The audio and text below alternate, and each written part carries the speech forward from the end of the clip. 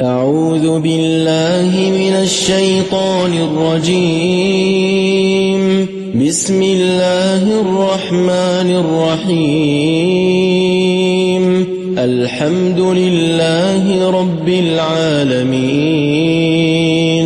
الرحمن الرحيم مالك يوم الدين إياك نعبد وإياك نستعين اهدنا الصراط المستقيم صراط الذين أنعمت عليهم غير المغضوب عليهم ولا الضالين. Syahadat seorang muslim dan peranannya dalam kehidupan sosial. Assalamualaikum warahmatullahi wabarakatuh. Bismillahirrahmanirrahim. Konten ini disarikan dari berbagai sumber terpercaya di Pustaka Buya Hamka. Dirangkum dalam tulisan Arif Rahman Khalid Ahmad Rashid Sultan Mansur di Jakarta sebagai menambah khazanah ilmu dan wawasan keagamaan bagi kita.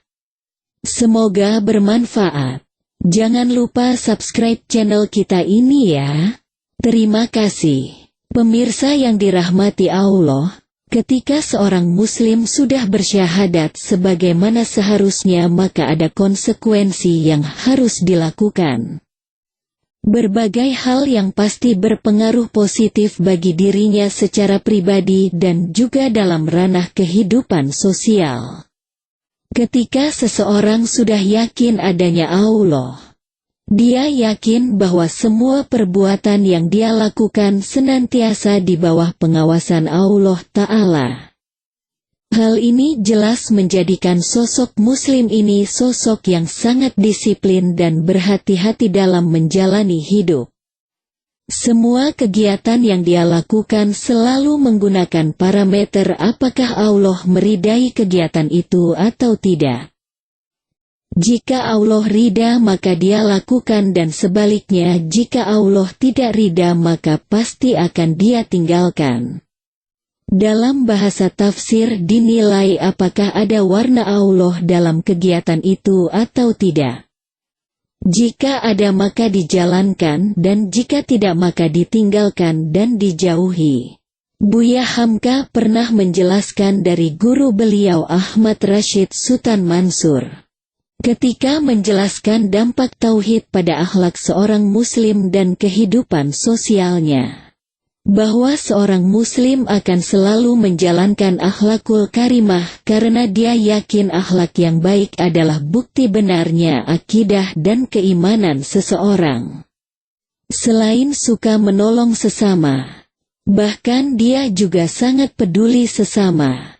Pengakuan dalam lisan dan tulisan semata tidak ada gunanya. Track record dalam keseharian lebih utama. Kesaksian keluarga, tetangga, sahabat, dan orang-orang sekitar secara tulus jauh lebih berharga. Apakah dia merugikan orang lain atau sebaliknya selalu membangun dan memberikan support kepada lingkungan sekitar? Bangsa Indonesia sekarang ini adalah bangsa yang secara darurat butuh orang-orang bersih dan jujur. Gelar pendidikan keagamaan tidak menjadi jaminan akan keimanan dan kesalehan seseorang. Para pemimpin cerdas politik yang tidak rakus uang, tidak berhasrat kepada harta dan wanita kecuali pada haknya, tidak haus kekuasaan. Sosok dengan kriteria ini dibutuhkan oleh bangsa Indonesia bahkan oleh seluruh umat manusia. Hal ini dapat dibangun dengan pondasi akidah yang kuat dan benar-benar diaplikasikan dalam kehidupan. Pengakuan dalam lisan dan tulisan semata tidak ada gunanya. Track record dalam keseharian lebih utama. Kesaksian keluarga, tetangga, sahabat, dan orang-orang sekitar secara tulus jauh lebih berharga. Apakah dia merugikan orang lain atau sebaliknya selalu membangun dan memberikan support kepada lingkungan sekitar? Tak diragukan lagi bahwa kalimat La ilaha illallah merupakan pondasi agama Islam. Kalimat ini pula, bersama dengan kalimat syahadat Muhammadur Rasulullah, merupakan rukun yang pertama dari kelima rukun Islam. Hal ini sebagaimana ditegaskan dalam sebuah hadits yang sahih bahwa Nabi Muhammad Shallallahu Alaihi Wasallam bersabda, Islam dibangun di atas 5 perkara. 1. Syahadat bahwa tiada Tuhan yang berhak disembah dengan benar selain Allah dan bahwa Muhammad adalah utusan Allah. 2. Menegakkan salat. 3. Menunaikan zakat. 4. Puasa di bulan Ramadan. Dan 5. Berhaji ke Baitullah. Hadis riwayat Imam Al-Bukhari nomor 8 dan Imam Muslim di Sahih beliau nomor 16.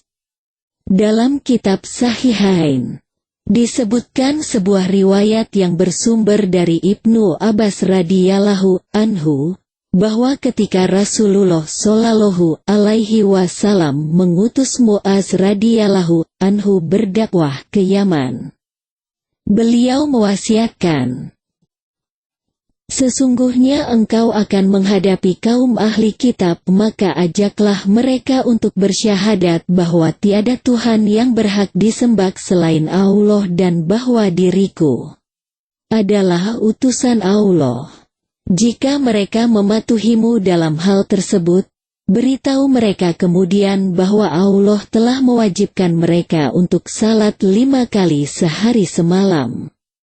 Jika mereka pun patuh untuk itu, ajari pula mereka bahwa Allah mewajibkan mereka menunaikan zakat yang ditarik dari orang-orang kaya mereka lalu diserahkan pada para fakir miskin dari kalangan mereka.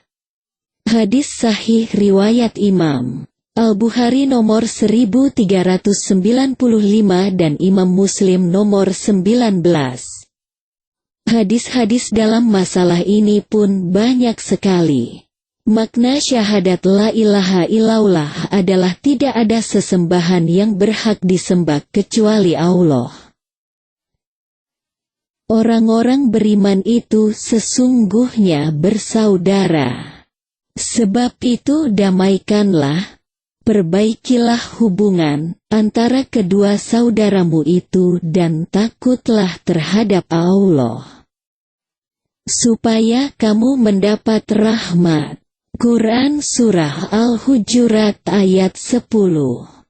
Rasulullah bersabda, perumpamaan orang-orang beriman dalam hal saling mencintai, saling menyayangi dan saling bersikap lemah lembut adalah seperti satu tubuh.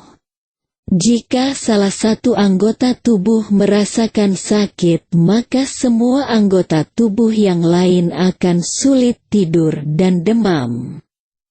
Hadis sahih riwayat Imam Muslim dari An-Nu'man bin Bashir radhiyallahu anhu.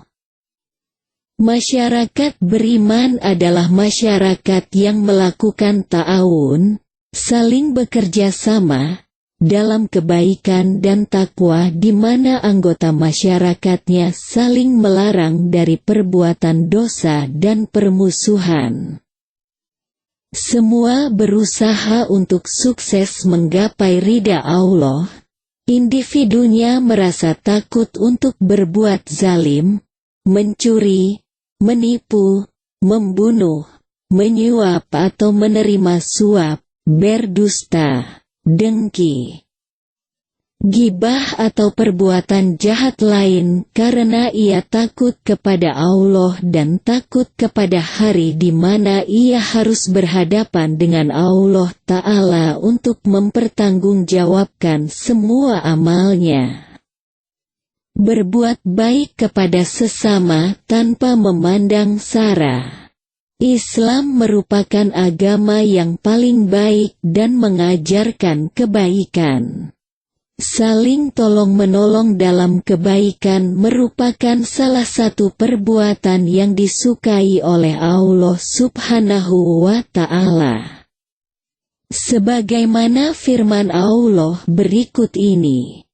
Dan tolong-menolonglah kamu dalam mengerjakan kebajikan dan takwa, dan jangan tolong-menolong dalam berbuat dosa dan pelanggaran. Dan bertakwalah kamu kepada Allah. Sesungguhnya Allah amat berat siksanya. Quran Surah Al-Maidah ayat 2. Tolong-menolong dalam Islam tidak sebatas pada antar individu saja. Gerakan kepedulian ini kemudian diwujudkan dengan adanya komunitas, lembaga, yayasan atau lain sebagainya yang berfokus pada bantuan untuk program kemanusiaan, bencana alam, pendidikan dan lain-lain. Di Indonesia sendiri, sudah banyak lembaga non-government berbasis Islam yang tersebar di berbagai daerah. Tauhid erat kaitannya dengan takwa, yakni mengerjakan perintah Allah dan menghindari larangannya. Baik laki-laki maupun perempuan yang telah berusaha sepenuh hati untuk bertakwa, maka Allah akan memudahkannya dalam mencari rezeki yang halal. Sebagaimana yang terdapat dalam ayat berikut ini. Barang siapa yang bertakwa kepada Allah, niscaya Dia akan memberikan baginya jalan keluar dalam semua masalah yang dihadapinya, dan memberinya rezeki dari arah yang tidak disangka-sangkanya.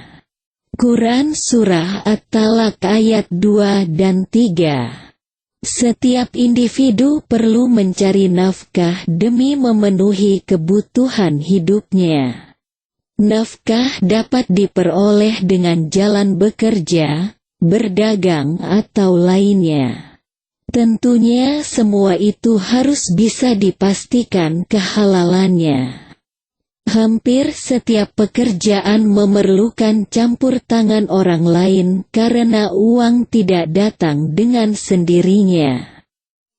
Nah, disinilah tingkatan takwa seseorang mempengaruhi rezeki yang dia dapatkan. Berperan penting dalam perkembangan ilmu pengetahuan dan teknologi. Banyak penemuan-penemuan yang ada di dunia ini yang kemudian dikaitkan dengan firman Allah Subhanahu wa Ta'ala. Misalnya saja, obat herbal yang berasal dari alam seperti minyak zaitun, kurma, madu dan lainnya. Sebelum marak di pasaran dalam kemasan yang sedemikian rupa, Allah sudah lebih dulu menerangkannya dalam Al-Quran. Lebih dari itu, Al-Quran sendiri merupakan obat hati dalam Islam yang diturunkan langsung oleh Allah Subhanahu wa Ta'ala sebagai pedoman hidup. Itulah beberapa pengaruh tauhid terhadap ilmu sosial yang ada di lingkungan masyarakat. Semoga kita dapat mengambil pelajaran berharga darinya. Demikianlah kebesaran Allah, karena Allah Dialah Tuhan yang hak, dan apa saja yang mereka seru selain Dia, itulah yang batil, dan sungguh Allah Dialah yang maha tinggi lagi maha besar. Quran Surah Al-Hajj ayat 62. Firman pula Allah dalam surat Al-Baqarah, dan Tuhanmu ialah Tuhan yang Maha Esa, tiada Tuhan yang berhak disembah, melainkan Dia yang Maha Pengasih lagi Maha Penyayang. Wallahul Musta'an. Semoga berkah dari Allah untuk kita semua. Amin.